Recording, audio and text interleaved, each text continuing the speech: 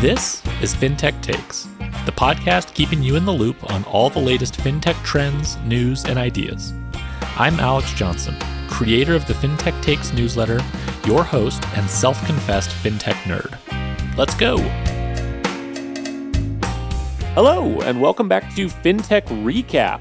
My name is Alex Johnson, and I am joined, as always, by the most popular man in banking as a service, the publisher of Fintech Business Weekly, my friend and international man of mystery, Jason Mikula. Jason, how are you today?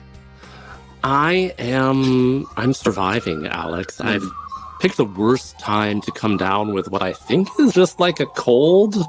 I even went and got a rapid COVID test, which was negative. So I do not have COVID-24, but I'm trying to use this as an excuse to nap as much as possible. So I'm fully healed for the Vegas craziness that it will actually probably be in the rearview mirror by the time this episode airs.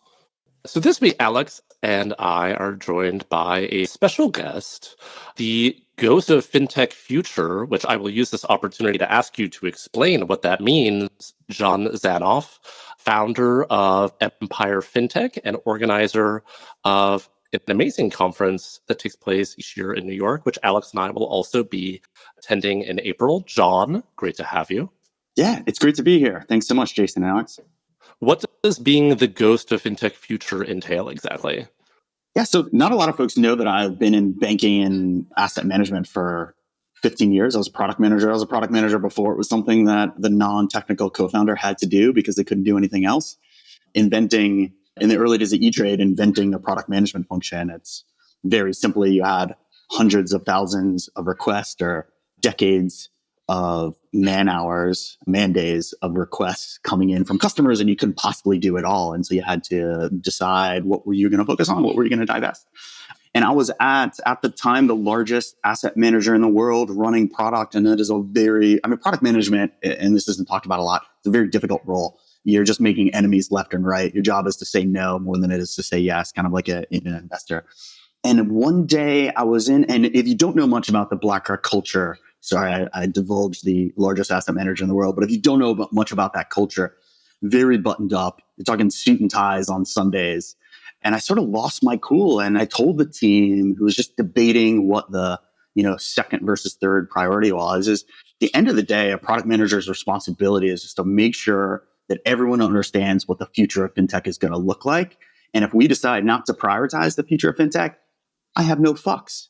And I just wrote Ghost of Fintech Future on the whiteboard, dropped the marker, and I think I had a 50-50 shot of being fired that day. But it turned out that it just resonated with the team. They had a stronger appreciation of the role of product and the role of products deciding what you're going to invest in and what you're not going to. But at the end of the day, if somebody wants to say, you know what, this is strategic and that's not strategic, that's not our business. Our business is just to make sure the entire organization understands what the future is going to look like. So anyway, it was a whiteboard marker drop moment in which I easily could have been fired, and I have an amazing story and LinkedIn profile to prove it.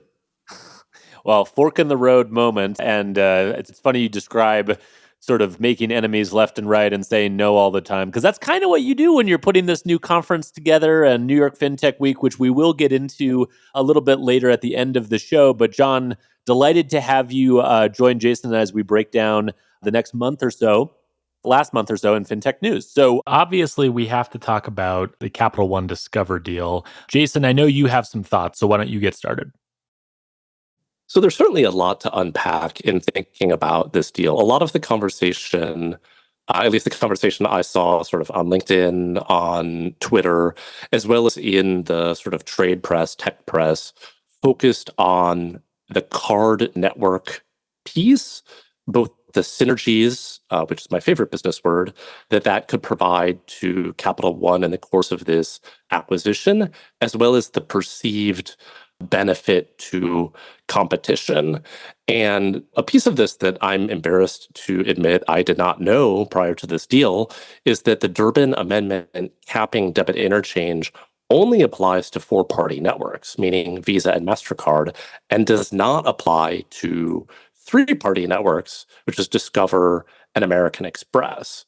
So on the one hand, there is I think, valid but not without caveats argument that by acquiring Discover, and specifically Discover's network, and moving Capital One's existing debit cards to the Discover network, it is increasing the legitimacy of Discover as a competitor to the duopoly of Visa and MasterCard. However, and maybe this is like my own ignorance or lack of sophistication in the payments landscape, I don't immediately understand how that tailwind to Discover as a network results in pricing decreases from Visa or MasterCard. Like, there may be an argument there that I'm not aware of or don't understand, although some people in the space who are more sophisticated than I am have argued that increased competition between networks can actually drive prices up as the networks provide various kinds of incentives and rebates to issuers and to merchants. So at least at this point, I wouldn't necessarily take it at face value that any sort of perceived increase in competition necessarily equates to a reduction in interchange or to merchant discount rate that merchants are going to pay to accept cards.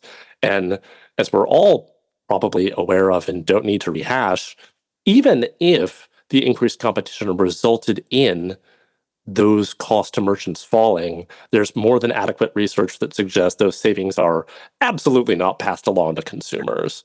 I'm sure I could ramble on about more of these issues, but I want to hear what Jon thinks. Jon, Capital One, Discover, what is your hot take? I appreciate that, Jason, but really quick, do you like the deal? Do you not like the deal? This is binary. It's a yes or no. Yeah. I mean, I don't even know how to answer that question. So that's a no. That's a no. Alex, I'll put him down for a no. Yes.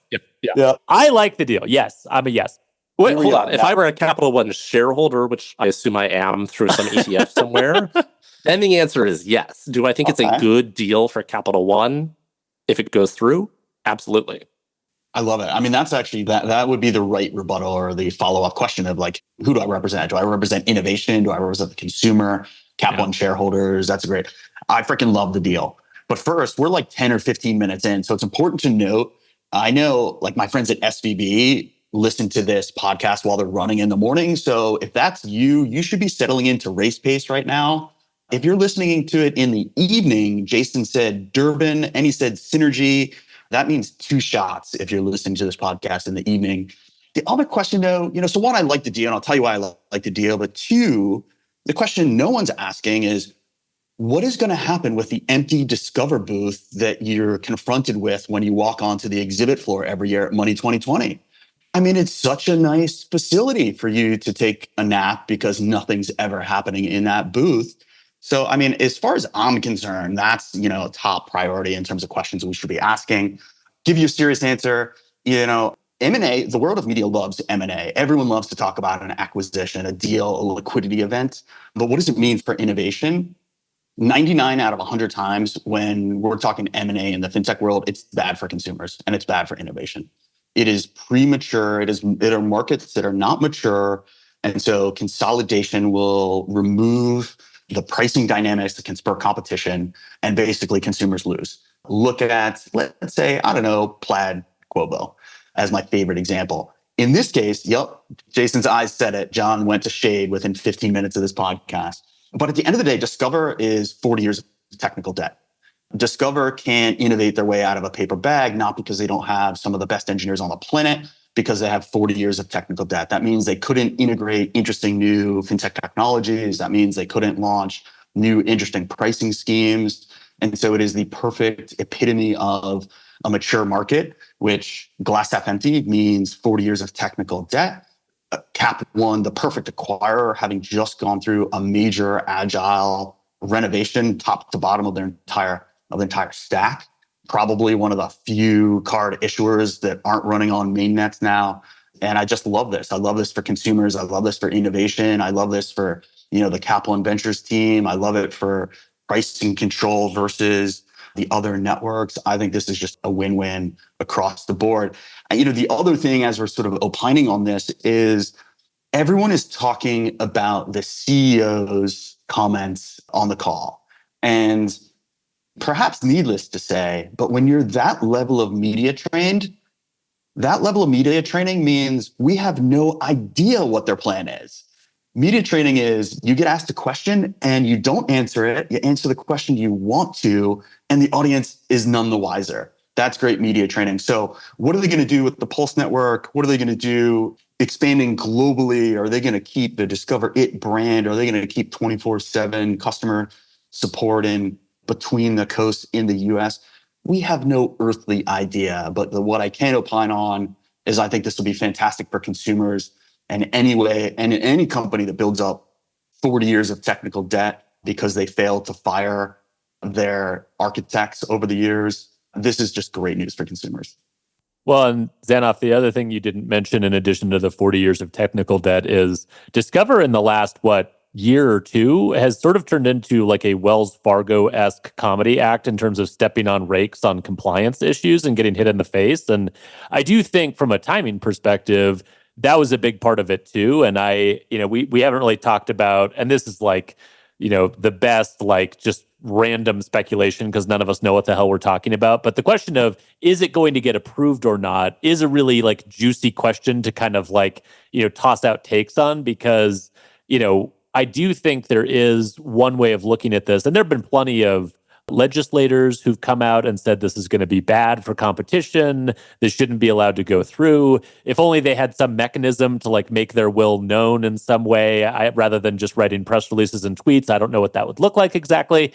But I think that, the fact that Capital One's not stupid, right? And to your point about Richard Fairbanks and being like, media trained, like that's a very well-run shop. They know what they're doing. I'm sure they've gamed out all the different scenarios for getting this acquisition approved. And I would imagine that part of that gaming out is Discover had gotten itself into a decent amount of trouble with regulators on just sort of basic sort of blocking and tackling for some of the things they should have been doing. And this would potentially be a way to solve that headache if you're someone like the OCC. So I think that's definitely part of it. Jason, the thing I didn't know until I was reading all the coverage of this, and I think it was actually a quote from the CEO when he was talking about this, was this actually doesn't directly go to the Department of Justice or any of the other sort of regulators that are in charge of sort of antitrust matters. This is one that goes to Capital One's prudential regulator, and then they essentially loop in the Department of Justice to sort of add their opinion on top of it. And so I'll be very curious to see, just from an antitrust perspective, like, is this seen as, to your point, bad for consumers, good for consumers, roughly just a reshuffling of the status quo? I don't know. Well, and you mentioned the third rail of antitrust, but we also need to remember that that's not the only consideration in approving this deal. I certainly cannot take credit for this, but Michelle Alt, former OCC regulator of Claros Group, put together a very helpful chart, which is probably not helpful because this is a podcast, sort of comparing... Audio medium, Jason. Audio medium. Comparing what we know about the Capital One Discover acquisition with the OCC's guidance on what is consistent with approval under the Bank Merger Act. And by no means is this an open and shut case, right? Yeah. And bank regulators are not inherently, or they're not first and foremost, antitrust regulators. That is perhaps a consideration, certainly not the only consideration. So, in addition to Discover's outstanding public enforcement actions, which could be a roadblock to an acquisition, although that business unit, the student lending business unit, they have said would be divested or put up for sale, there are other potential problems from a Bank Merger Act perspective, including just the sheer size.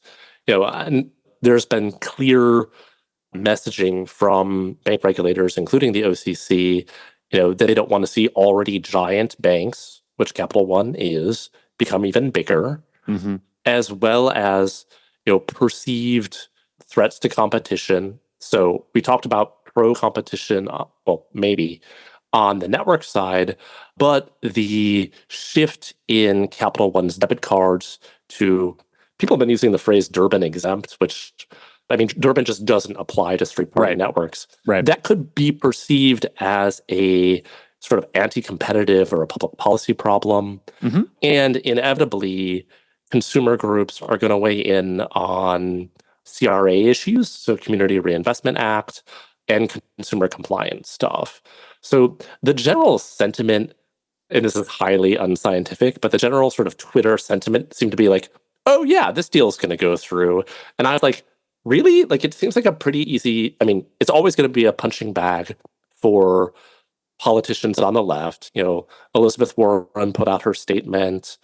Well, there's some politicians on the right who came out against it too. Wasn't Holly one of them who was like, we can't let this happen? You're like, oh, you should talk to Elizabeth Warren. You guys would get along great. Yeah, I mean, it's an election year. They're going to turn it into whatever they want to turn it into. He referred to it as, Josh Hawley, a Republican senator from Missouri, referred to it as destructive corporate consolidation at its starkest. And that if consummated, this merger will create a new juggernaut with unprecedented powers to extort American consumers. That cannot be allowed to happen. That was written by ChatGPT. It's like, please write the most ludicrous, make me sound smart, and write the most ludicrous argument against this. So, I mean, I don't think by any means it is, a done deal or a slam dunk. Although, Alex, to your point, it's not like Capital One and Discover don't both have sophisticated government relations people and lobbyists and close relationships with their regulators with whom I'm sure they had conversations prior to proceeding through acquisition negotiation. So we'll see how this unfolds over the rest of the year. But should we hop over to a little tropical destination? Yes, we should. I'm not going to hum the song because I feel like that is inappropriate given that it's getting a little dark and scary on BaaS Island. But for frequent listeners, we will be making a return trip. To John's earlier point, if you do listen to this podcast as a drinking game, here's another really good opportunity for you. Jason, give us the latest from BaaS Island, please. I mean, to extend this metaphor to very painful levels, I forget if I used this last time, but like BaaS Island is definitely descending into a Lord of the Flies situation. Yeah. Joking aside, so I mean, I think, people who've been following these topics closely were probably not terribly surprised that Lineage, a small bank based in Tennessee, received and entered into a consent order with its primary regulator, the FDIC, entered into the order in late January, became public towards the end of February. It is a rather lengthy order, and I'm not going to summarize all of it, but I will touch on a couple of areas. So, I mean, themes, recurring themes in this segment, as far as sort of what led to the order.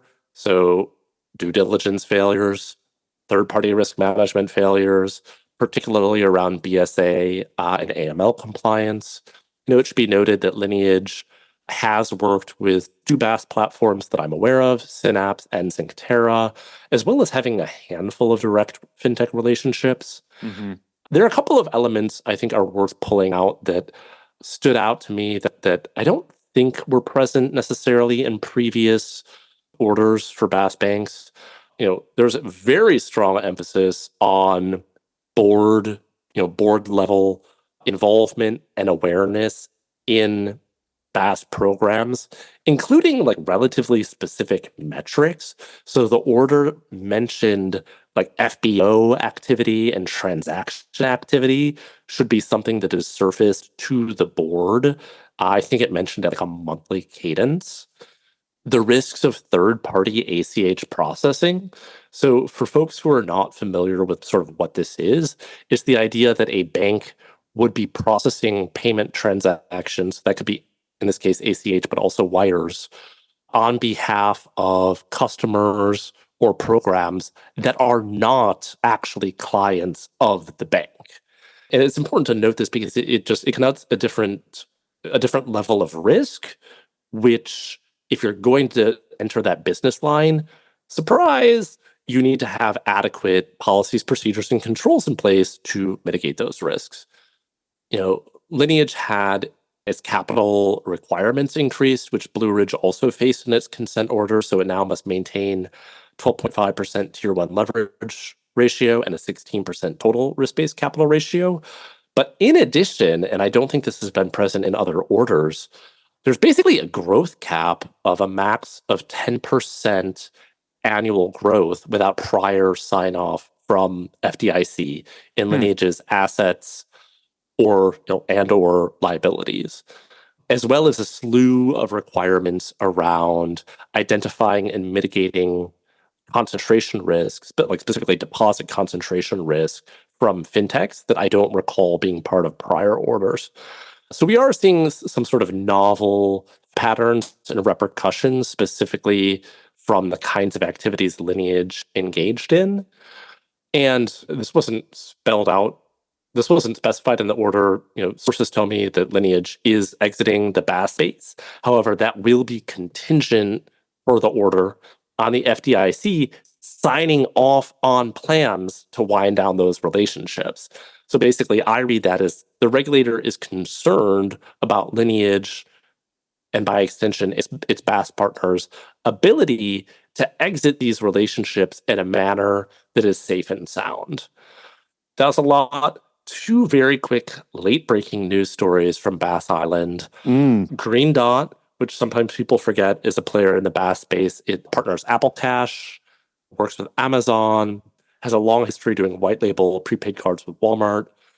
According to its quarterly earnings that recently filed, disclosed a pending consent order with its regulator, and BaaS platform Treasury Prime, sources tell me, have laid off about half its workforce amid a strategy pivot. So that is a smorgasbord of topics. Alex, what in there do you want to respond to? Oh gosh, there's a ton to respond to. I mean, I think on the Lineage front, to your earlier point, not surprising that this would be sort of the outcome. I think you were actually the one who did some reporting early on about Lineage. If I remember right, you were trying to find someone in the state of Tennessee to file some requests to get access to some information. So, I mean, you've been on Lineage for a while. You didn't mention our favorite bank nerd, Kia Hazlitt's favorite term, brokered deposits, but there's a whole, I guess, sort of aspect to the Lineage deal, which you did touch on, which is like really fast growth in deposits and these sort of attendant risks that are downstream of that, right? And I think one thing that BaaS has sort of been catching up to in regards to other areas of safety and soundness regulation is, regulators have known for a long time, if you grow deposits really quickly, that's usually a bad sign, right? Because what are you going to do with those deposits? What are you paying for those deposits? How stable are those deposits? Are you going to go crazy and do weird things lending money with those deposits? So the general profile of a bank that's growing its deposit base quickly, particularly through novel means, which is sort of broadly what brokered deposits has come to refer to, that tends to be a big warning sign. And so even though some of the things the FDIC is doing in response through this consent order are a little bit novel relative to other consent orders we've seen, it kind of didn't shock me based on what Lineage specifically has presented as a risk profile. And I guess I wouldn't be shocked if we see similar actions taken by the FDIC or other prudential regulators in response to some of these areas. I mean, Jason, just to put a quick number on it, they actually reclassified a lot of their deposits as brokered, didn't they? Yes, they did. And to be honest, the only reason I noticed this is because I'd done some of the previous analysis that you mentioned, and I was going to check the numbers, for something else in one of those call reports, and I was like, wait a minute, this number is not the number that was in here the last time I looked. And you are able to refile or restate, correct stuff in call reports. And at least based on what I was able to check against data I had pulled previously, restated from Q3 2022 until at least Q3 2023. Basically, for a year's worth of that, instead of having functionally zero broker deposits as originally reported, having somewhere in a range of 100 million to 125 million in broker deposits. That's a much bigger number. That's a much bigger number. And for context, that was, in certain quarters, as high as 50% of their deposit share. That's a lot. That is a lot. It is So, a I mean, lot. yeah, it all kind of goes to your point about, and I think Adam from Claros maybe was talking about this on LinkedIn, but I think a really interesting question that's emerging in the banking as a service space for banks that are involved in it is, how big should a banking as a service bank be, and how should we measure big? Right? Should we measure it by assets? Should we measure it by number of employees? Should we measure it by the volume of transactions that they're processing, the number of third-party relationships that they have? I think a lot of prudential safety and soundness regulation is sort of oriented around asset size. So, like, the bigger you get in assets, the sort of more risky you are from a safety and soundness and systemic perspective, and therefore the more regulatory scrutiny you get. But banking as a service has created this weird sort of off ramp for banks where they can really grow from a revenue perspective, a profitability perspective, the number of like third party relationships they have, but they can facilitate those activities in such a way where their actual asset size doesn't change that much, and they can stay under 10 billion, or they can stay pretty small, but their profile from a risk perspective really starts to change. And so I do kind of sense with this Lineage action that maybe prudential regulators are sort of wrapping their heads around what other types of profiles or characteristics should we be looking at from a risk perspective besides just growth in assets, which is kind of the traditional way that they do it. Jon, let's go to you. Of all Jason's many reports from BaaS Island, any other ones jump out to you there? Yeah, I mean, Alex, yeah, I think you asked the right question, which is how do we measure risk? And the reason that that's the right question and also an impossible question is that it's extremely dynamic based on new technologies. How you would measure the number of deposits or assets or number of customers, all of those you may have answered differently 10 years ago, sort of pre the venture community piling $1 billion too many dollars into BaaS platforms. But I'm mixed on this story. I mean, I don't have a strong opinion. What I would say is, from a competition, some of these regulations are to spur competition and some are to protect consumers. And unfortunately, in this particular case, they're going against each other. BaaS platforms have the ability to bring new technologies to market faster than ever before, offering consumers choice, but also competitive pressures and driving costs down. And they're also introducing, additional risks to the banking system that we've never had before, as these podunk Memphis banks all of a sudden have 400 million, catwalkers with digital banking apps on their phone. And so it's an all new world. I mean, my fear in BaaS Island is that we have not truly proven or disproven if this is an opportunity for how the world will move forward. Because there have been some bad actors and too much venture capital, the general sentiment is core providers and BaaS platforms have simply been disproven as viable businesses. And I actually don't believe that whatsoever. Very excited to see new, interesting neobanks come up. Maybe not for every single affinity like catwalkers in Memphis, but there's certainly room. And unfortunately, the sentiment right now is just, everything's not fintech and this isn't, which I agree with, but this model doesn't work. It's about to be overregulated.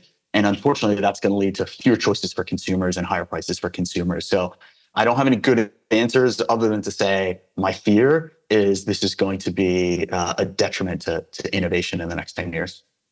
Well, I mean, I absolutely think you're correct that it is a bit premature to conclude that the sort of business model, economic model of BaaS writ large is not workable. I think, increasingly there are more and more questions about, does it make sense to have a standalone middleware business or BaaS platform business? I think sort of the general sentiment on that has become more bearish.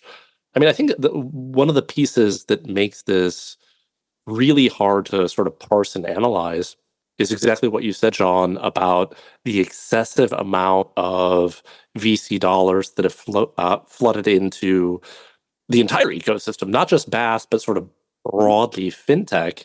I mean, I have started thinking about this as like supply and demand. And you had all of these sort of consumer and SMB fintechs that were like, oh, we need bank partner, we need banking services. That was a function of VC money going into the space. And, banks and by extension, middleware providers responded rationally by increasing supply. More banks are like, oh, ooh, this is an interesting line of business. I can source deposits. I can source fee income. And so they responded to the market signal, bringing more supply of BaaS, onto the market. Obviously, that doesn't address all of the sort of challenges and compliance questions that have gotten us to the problem we're in today. But now the question I have is, as that VC flood of money has receded, and with the various forces, shaping the supply side, what banks are willing to play, what programs they're willing to play with, it's going to be interesting to see where that new equilibrium sort of comes out, to continue torturing this metaphor.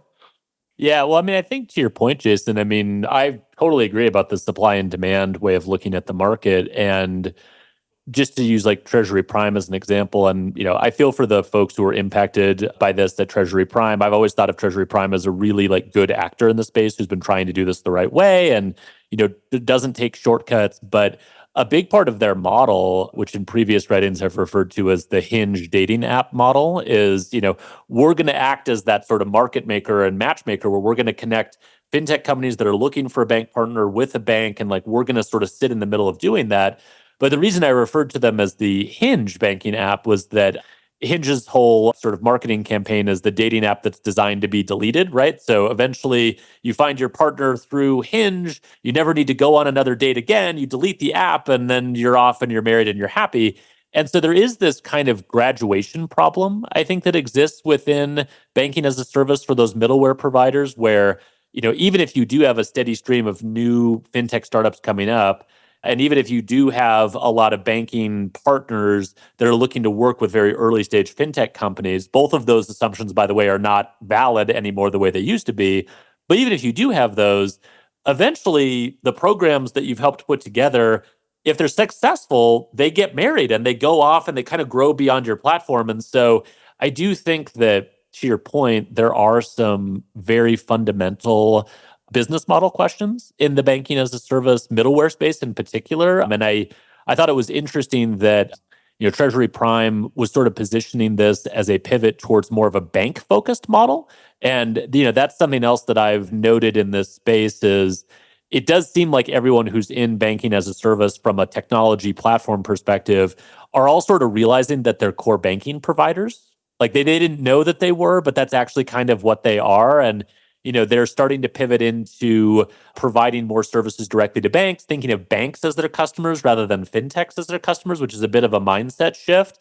And, in some cases, we've seen some of these platforms get snapped up by some of the existing core providers. And so I do think that in a lot of ways, this BaaS middleware area is going to get not fully absorbed into the core banking space, but is going to sort of sit adjacent to that space and be seen more as a bank technology layer more than like a fintech enablement marketplace, which to your point is probably more of a ZERP era phenomenon. That's exactly right. What's going to happen from here? We're going to be shifting to B2B technologies. And, unfortunately, it's like the default move. Oh, consumer's been disproven. B2B is stickier. Venture dollars will go there. But I also think that the venture community and the startup community have a short-term memory, but it's still going to be, call it 5 years before serious dollars go into this. The move towards investing in bank technology, program management, that's been going on for some time. The bad news for those entrepreneurs is that's actually a pretty busy space in itself. With a company like Personetics that can provide unbelievable levels of intelligence into what your customers are doing, why, how much risk they represent to your bank already. So it's not exactly open field for the T-Primes, bonds, Synapse units to go into that space. We know that VCs have short-term memory because they gave Adam Newman more money. So it'll all come back around. Yeah. It'll all come back around. Alex, do you want to take us to our last main story for the month? Well, actually, Jason, I was thinking maybe we'd give Mr. Zanoff an opportunity to talk a little bit about New York Fintech. Oh, yeah. Since we are circling for a landing. But before we let you go, Jon, we want to have you give us the scoop. It's going to be the biggest and best New York Fintech week ever, right? We're pretty darn excited about it. It's April 8th through the 12th. And I'd say the biggest thing that folks, when they think of Fintech Week, because Fintech Weeks operate differently around the world, they don't realize that New York Fintech Week is open to everyone. It is, and this is maybe contested, the most inclusive fintech week on the planet. Anyone and everyone is encouraged to host an event. Empire, of course, started as the meetup in New York back in 2010, but since then we think of ourselves as a platform. Our role is to bring the entire ecosystem together. So we're expecting over 50 events and 7,000 attendees in New York during New York Fintech Week, of course, including the best in the business, like the two of you. You also mentioned your favorite banker, Kia Hazlitt, also now confirmed for the stage. So the TLDR is, mark your calendars, April 8th to the 12th. The big Cornerstone Conference is on April 10th, where just the best minds come together.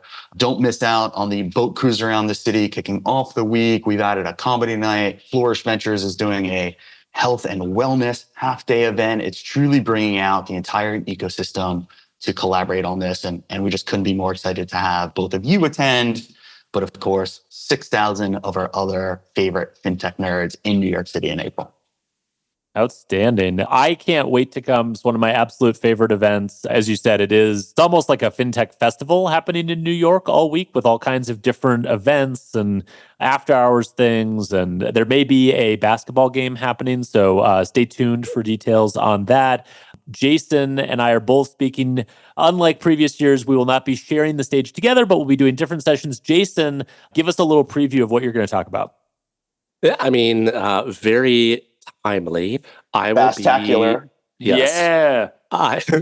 I will be joining Nipa Patel, the founder CEO of Themis, which is a platform that helps banks, fintechs, middlewares collaborate to sort of better inventory, manage regulatory and compliance risks. And we're going to be giving a masterclass on how not to get in trouble. So you'll have all the answers. It's not the literal title. It's not no. title. Let's just this is your solution to any banking as a service problems you have, is just to come to Jason and Nipa's masterclass session. Yeah. Did I summarize that right? Okay. Good. Yes. I want to see a full room.